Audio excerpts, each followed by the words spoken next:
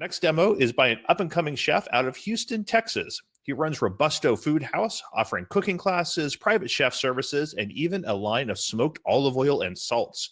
I'll never forget his demo showing how he makes smoked olive oils and just tossing a flaming hot piece of charcoal into a bowl of olive oil. It was pretty impressive. That was part of our infusions showcase. His cuisine is a blend of classic French technique, influenced by regional Texas fare, combined with the flavors of his hometown of Rio de Janeiro and other South American classics. So please welcome Chef Thiago Quirino from Robusto Food House. Hey everyone, welcome to my kitchen. My name is Chef Thiago Quirino, and today we're going to prepare a romantic date dinner for you and your loved ones. So it's very simple. We're gonna have a 21 days dry aged picanha steak, confit tomatoes. We're gonna make also in the sous vide circulator, creamy polenta and basil oil. So let's start from the confit tomatoes. I put cherry tomatoes inside the mason jar, and I have some dehydrated mushrooms, a combination of about 5 different mushrooms. What we're gonna do is break in small pieces. Just put over here. If you find big pieces, you can always break them. But this is, you can find in many stores. And a pinch of salt. We can always adjust the seasoning in the end. I have a little bit of dehydrated thyme as well. And you can also substitute with the fresh vegetables or spices. I'm using dehydrated because I have. And rosemary. Rosemary, always remember, you're gonna put less in the thyme. There's a strong flavor. I also have garlic powder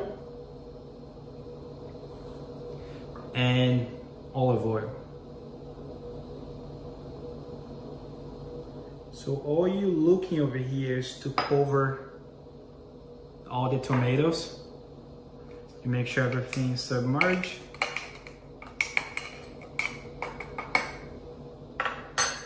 And that's it. And over here you can put anything you want. Some more garlic, spices, everything. So just tie it up, and then we're gonna put this in the water bath. It's okay if it floats a little bit. You can always put something on top to sink to the bottom, but I'm making sure all the tomatoes are submerged. And let's push this to the side because our picanha, it's already being sliced, but I noticed there's a little bit of silver skin. I'm gonna take this out. So it's a very basic process. Just go slow. You don't wanna take too much of the meat, but you definitely don't wanna keep the silver skin over here. It's a very basic trim. My butcher did most of the work. I just clean it up, and it's special night, so you wanna make it special cuts. And also I'm gonna do, I have enough fat cap over here, but if you notice in the back, there's this type of fat over here that I'm not gonna be able to eat. It's just not gonna be enough. The steak is marble enough, so you don't need this piece over here. You can trash it or just save it. Then you can make burgers or you can melt it. So all we're gonna do, we're gonna score a little bit at the top fat. Just make little cuts. So that way you're gonna help render the fat a little bit more. You don't have to, but because today it's a special date, we wanna take extra care. So I went all the cuts this way. I can stop now, or I can go in the other direction. So all the cuts over here. So we're gonna put the steak in the other direction, and I'm gonna keep scoring. It gives a nicer presentation, but I'm doing this for the reason of the fat, because we're gonna be sous vide this. It helps render the fat a little bit more. And I'm gonna take a little bit more of the silver skin in the back because it's rough. You don't wanna eat this. or your loved ones, they don't want to eat this. Push it aside.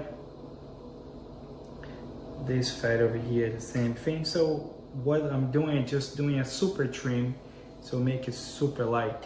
So we're not gonna season this because I want to season this in the end. So we're gonna keep like this. Not gonna put pepper, not gonna put salt.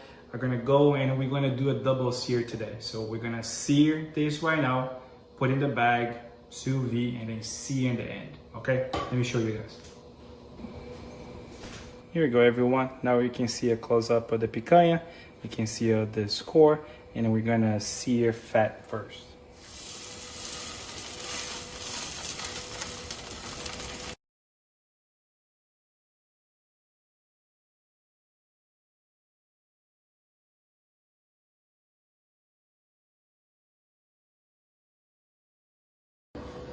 Perfect, guys. So now we have our tomatoes cooking, our picanha.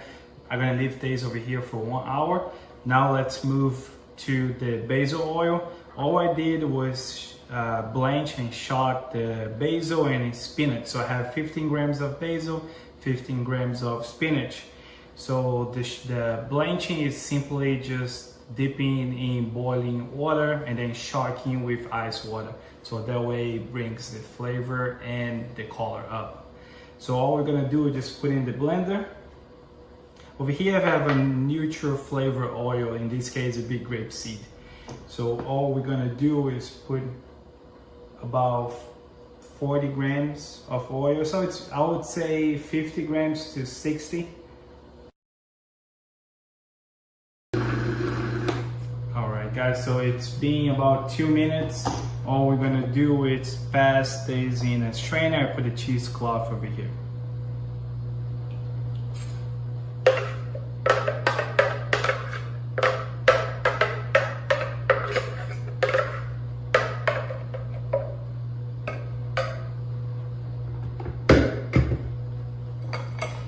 Because all we want is the liquid. We don't want any particles of the basil or the spinach. So our oil is gonna be very silky and smooth.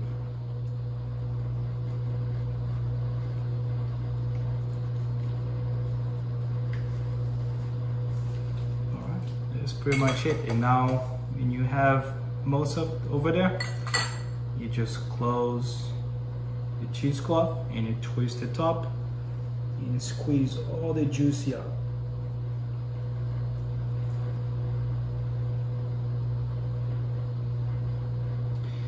You know, all we're gonna do, we're gonna transfer this to a small bottle and just save it. All right, let's do our polenta, guys. So for this one, I'm using the cornmeal medium grind. So it looks like this. So all we're gonna do, first we're gonna toast our polenta.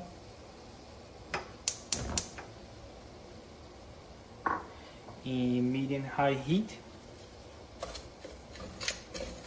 We're gonna toast it for a few minutes. We're gonna keep watching so it doesn't burn. And when you toast the polenta, it enhances the flavor and releases some gases that we don't need. And over here in the right side, we're doing polenta today with chicken broth. It could be vegetable broth or it can be water. It's your preference. I prefer to do it with chicken broth, but feel free to use any liquid you want.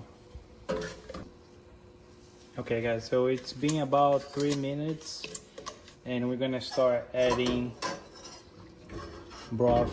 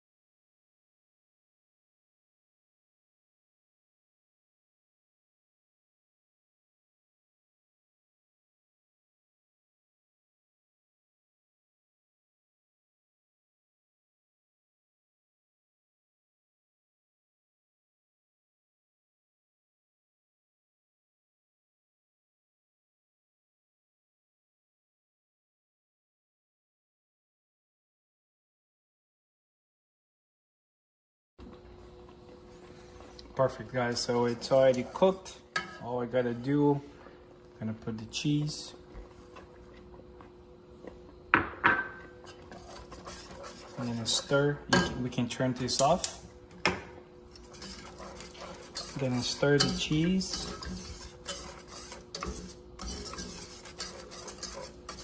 Smells really good.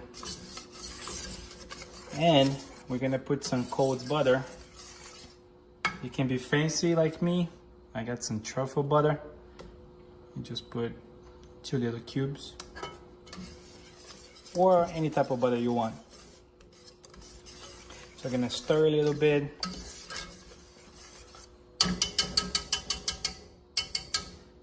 I didn't put salt on it, but you can always add some salt.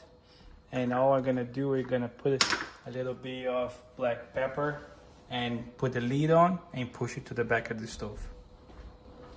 Perfect, we're almost done, guys. It's been 1 hour and our tomato steaks are done. I'm gonna turn this off.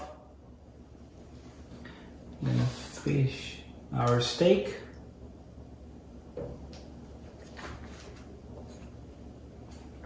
And take off the bag. A lot of juices.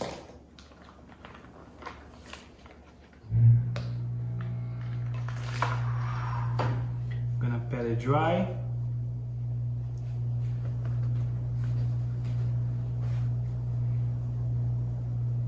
Because we're gonna have to sear these again.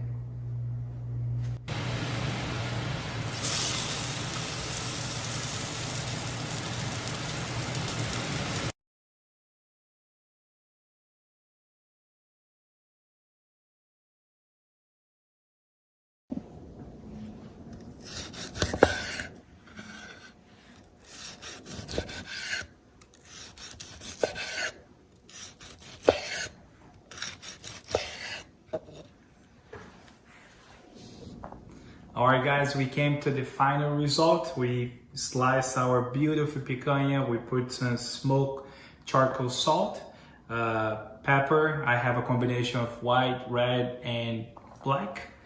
Confit tomatoes, basil oil, and our polenta. So let's make a plate.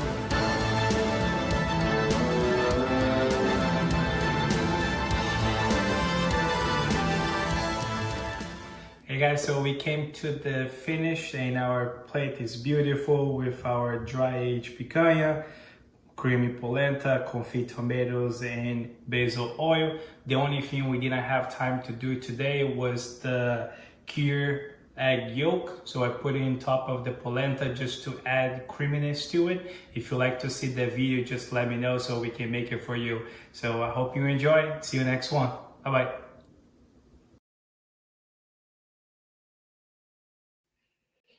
That music's like the perfect segue music to like bring me on. I love that. I need to steal that for my entrance music all the time. That the plating music was just great. I am just getting so freaking hungry right now watching all of these videos. Someone asked, what's the benefit of the pre-sear? And that's a subject a lot of people talk about. There's a few things that you can use a pre-sear for. One that everyone agrees on is that you can sterilize the outside of the food if you do a pre-sear or if you dip it in boiling water. Some people run into issues on longer cooks with lactobacillus blooms, and it makes your food smell like funky cheese, kind of, which is not what you want your meat to smell like. It's not dangerous, but it does smell bad. So sterilizing the outside of your meat can prevent that. And a lot of that comes down to what is in kind of your air in your kitchen. I've never run into it. Other people run into it constantly. So that's one reason to do it. And another one is it makes it easier to sear at the end. You kind of prep the meat that your post sear will go a lot quicker, which means you can get a better crust on it without raising the temperature of it. And the final thing some people do is they say that it adds flavor to the juices and the meat. That one's more controversial. That's pre-searing kind of flavors the meat as it's cooking, but some people do like doing that as well. So that's some of the reasons to pre-sear. I have done it a few times, but I'm normally too lazy to make a pan dirty before sous videing because I'm all about convenience. Graham wanted to know, can you address why you blanch the herbs for the sauce? I am not positive about that. Chef Thiago is much more educated about culinary technique than I am, and that's one that I don't know, but I trust his decision to do that. So that's a few of the things. If you like Chef Thiago Quirino's demo, make sure you say that in the comments. Check him out on Instagram, Robusto Food House. He does some great stuff, and it's been fun having him involved in the ISVA. And he's one of the people that liked what we were doing and decided to get involved thanks to a member of the ISVA inviting him. And we are always looking for volunteers. If you're enjoying the Sous Vide Showcase, if you want to contribute recipes, if you want to do demos, if you just want to help behind the scenes and sit in a creepy stalker basement like Mike does, that all works. We're always looking for people to help out. This is a community that we're trying to all move forward. And you can see the people doing the demos are anywhere from regular chefs or regular very talented chefs down to like home cooks that like me that have no training, and we're just doing this to share things that we like. We want all sorts of videos. If you have a cell phone, you can make a cooking demo for one of our showcases. So if you want to help out doing anything, let us know at theisva.net/help.